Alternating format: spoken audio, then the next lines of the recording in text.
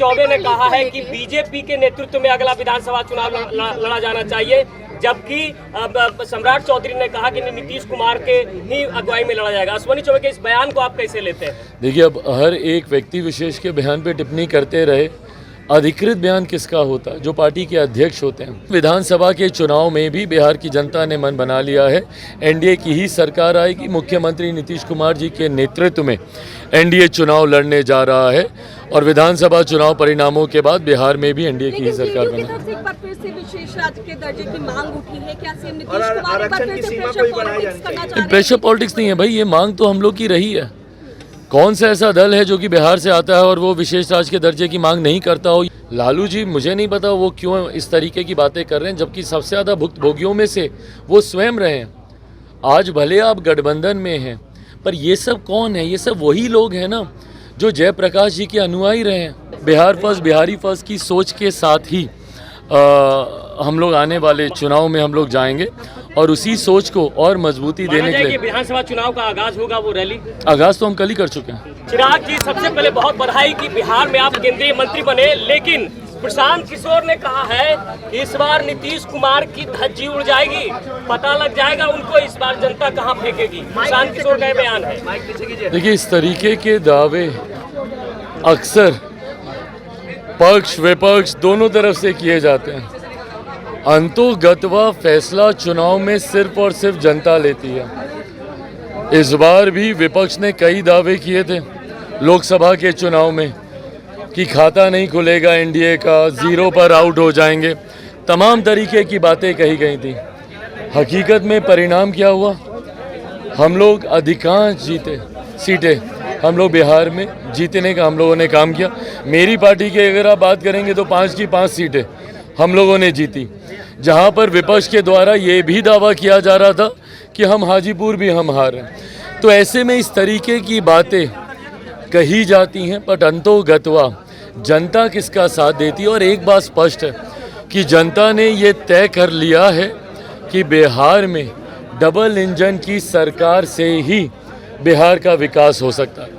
एक लंबा समय बिहार में ऐसा रहा है जहाँ पे विरोधाभास की सरकारें रही हैं, केंद्र में कोई और राज्य में कोई और। ऐसे में एक लंबे समय के बाद जब बिहार को डबल इंजन की सरकार मिली है, इस सरकार पर बिहार की जनता का विश्वास है।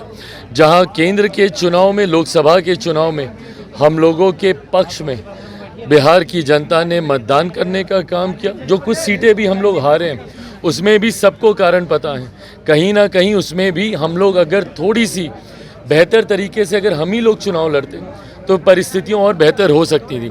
ऐसे में विधानसभा के चुनाव में भी बिहार की जनता ने मन बना लिया है, एनडीए की ही सरकार आएगी। मुख्यमंत्री नीतीश कुमार जी के नेतृत्व में एनडीए चुनाव लड़ने जा रहा है और विधानसभा चुनाव परिणामों के बाद बिहार में भी एनडीए की ही सरकार बनेगी।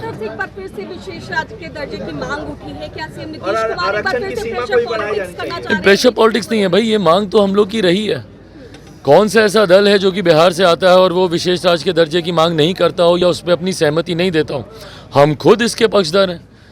पर अगर हम ये बोलें कि भैया बिहार को विशेष राज्य का दर्जा देना चाहिए तो हम प्रेशर पॉलिटिक्स कर रहे हैं? नहीं, कतई नहीं। हम लोग जिस सरकार के गठबंधन में हैं, एनडीए का हम लोग हिस्सा हैं। एनडीए का सबसे बड़ा घटक दल भारतीय जनता पार्टी है, जिनके नेता हमारे देश के प्रधानमंत्री हैं, जिसपे हम सबको विश्वास है। ये मांग अगर हम उनसे नहीं करेंगे तो किन से करेंगे? हम लोग राजनीतिक दल होने के नाते ये भी मानते हैं कि ये नीति आयोग के अधीन ये विषय आता है। नीति आयोग के प्रावधानों के अनुसार इससे पहले जब प्लानिंग कमीशन होता था उसमें फिर भी कई ऐसे रिलैक्सेशंस थे जिसमें कई राज्यों को विशेष राज्य का दर्जा मिलता था। नए प्रावधानों के अनुसार ज़रूर इसमें कुछ टेक्निकल इश्यूज इसमें हैं, पर उसका भी मिलकर हम लोग समाधान ढूंढेंगे। जो जनता दल यूनाइटेड ने कहा है, ये मांग हम लोग की भी है कि बिहार को जल्द से जल्द विशेष राज्य का दर्जा मिलना चाहिए। अश्विनी चौबे ने कहा है कि बीजेपी के नेतृत्व में अगला विधानसभा चुनाव लड़ा जाना चाहिए, जबकि सम्राट चौधरी ने कहा कि नीतीश कुमार के ही अगुवाई में लड़ा जाएगा। अश्विनी चौबे के इस बयान को आप कैसे लेते हैं? देखिए, अब हर एक व्यक्ति विशेष के बयान पे टिप्पणी करते रहे, अधिकृत बयान किसका होता है? जो पार्टी के अध्यक्ष होते हैं। अधिकृत बयान एक अधिकृत व्यक्ति के माध्यम से आता है। पार्टी के कई नेता होते हैं जो अपने अपने पार्टी के प्रति आस्था रखकर इस तरीके के बयान देते हैं, और उसका भी मैं सम्मान करता हूं क्योंकि वो उनकी अपनी व्यक्तिगत भावना है। पर अंतोगत्वा जब आप एक गठबंधन का हिस्सा होते हैं, गठबंधन में दल के जिस नेता को या जिस अध्यक्ष को अधिकृत ये अधिकार दिया जाता है, उनका क्या फैसला है या उनका क्या बयान है वो ज़्यादा मायने रखता है। लालू यादव ने ट्वीट किया है और कहा है कि आपातकाल के समय जब इमरजेंसी लगाई गई थी उस समय हमें भी जेल में भेजा गया था, लेकिन जो तत्कालीन प्रधानमंत्री उन्होंने गाली नहीं दिया था। आप जब सदन शुरू हुआ था तो इमरजेंसी को लेकर भी सवाल उठे थे, विपक्ष ने उस पर मौन भी नहीं रखा था। क्या मानते हैं कि क्या लालू यादव का ये पोस्ट किस तरीके से देख रहे हैं? देखिए, मुझे नहीं पता उन्होंने किस सोच के साथ ये पोस्ट किया है, पर ये वो लोग हैं जिन्होंने मेरे नेता, मेरे पिता आदरणीय रामविलास पासवान जी के साथ इतिहास के उस काले अध्याय का ध्वंस झेला है। ये वो लोग हैं जिन्होंने खुद इमरजेंसी के दौरान यातनाएं, प्रताड़नाएं झेली हैं। ये एक ऐसा दौर था जहां भारत को बंदी बनाने का प्रयास किया जा रहा था, देश के ऊपर डिक्टेटरशिप थोपने का प्रयास किया जा रहा था, जिसका कतई कोई समर्थन नहीं कर सकता। आज जब इस काले अध्याय को लगभग 50 साल पूरे होने को आ रहे हैं, ऐसे में ज़रूरी है कि मौजूदा पीढ़ी और आने वाली पीढ़ी भी उस अध्याय को जाने और उससे सीख लेकर आगे बढ़ने का काम करे। इसके लिए ज़रूरी है कि इस पे चर्चा हो, इसके लिए ज़रूरी है कि इस पर निंदा प्रस्ताव सर्वसहमति से पारित हो। मुझे नहीं लगता कि कोई भी, इंक्लूडिंग कांग्रेस, क्या वो आज इमरजेंसी का समर्थन करती हैं। जब माननीय अध्यक्ष जी ने लोकसभा में जब इस प्रस्ताव को जब वो पढ़ रहे थे, जिस तरीके से विपक्ष, और विपक्ष में भी मैं खास तौर पे मैं कह दूं क्योंकि मैं खुद उस वक्त सदन में मैं मौजूद था, सिर्फ कांग्रेस के द्वारा ये हंगामा किया जा रहा था।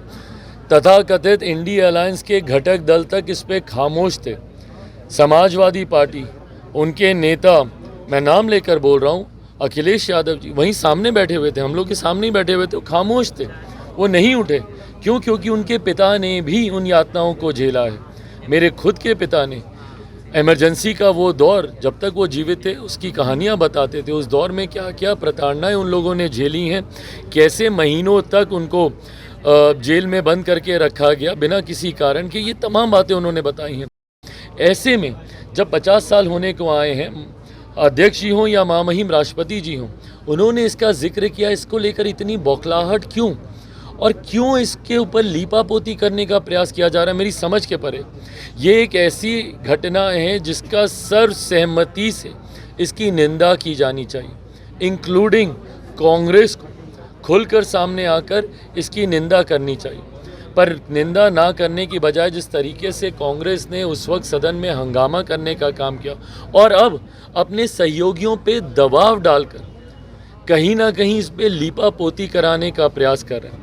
लालू जी, मुझे नहीं पता वो क्यों इस तरीके की बातें कर रहे हैं, जबकि सबसे ज़्यादा भुक्तभोगियों में से वो स्वयं रहे हैं। आज भले आप गठबंधन में हैं, पर ये सब कौन है? ये सब वही लोग हैं ना जो जयप्रकाश जी के अनुयायी रहे हैं। भाई मुझे बता दीजिए, अगर ये लोग मना करते हैं, अगर ये लोग बोलें कि भैया हम लोग जयप्रकाश जी को मानने वाले नहीं हैं। मेरे खुद के नेता जब छात्र आंदोलन से निकले, आदरणीय रामविलास पासवान जी, वो जयप्रकाश जी के ही अनुयायी रहे। उन्हीं के समय में यहीं पटना के गांधी मैदान में संपूर्ण क्रांति का नारा दिया गया था ना। ये संपूर्ण क्रांति का नारा किसके खिलाफ दिया गया था? कांग्रेस की सरकार के खिलाफ दिया गया था, जिसके खिलाफ उस वक्त ये तमाम नेता, आदरणीय लालू प्रसाद यादव जी हों, मेरे खुद के पिता हों, ये तमाम नेता उस वक्त एकजुट थे और मिलकर इन लोगों ने इमरजेंसी के खिलाफ इन लोगों ने लड़ाई लड़ने का काम किया था।